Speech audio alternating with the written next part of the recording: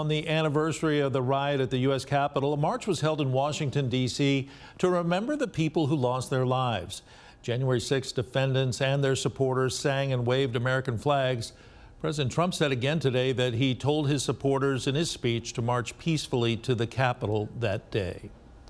And here in New Orleans, a group rallies on Canal Street to mark 5 years since January 6th. As Tan Trong reports, it's just one example of the division in the country.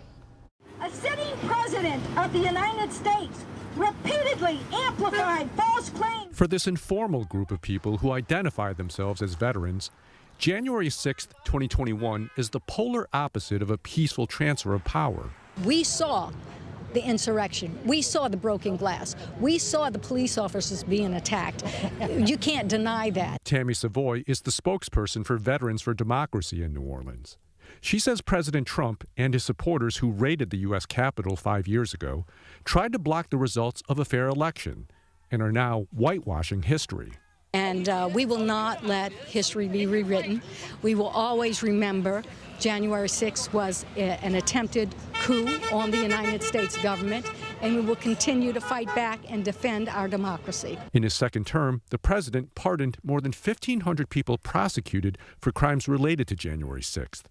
He and some MAGA Republicans call them patriotic Americans. I'm so glad that people are not losing fight. Some of those defendants and supporters marched in Washington on Tuesday, and the White House launched a new website blaming certain Democrats and Republicans for the conspiracies surrounding January 6.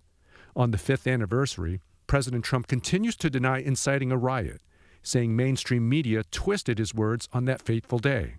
Do you know that the news never reported the words walk or march peacefully and patriotically to the Capitol? Do you know they never reported it? It's a scandal. But he's acting like he's the king and he's the boss and he can make all the decisions. That's not democratic. Tony Switzer is the founder of Veterans for Democracy.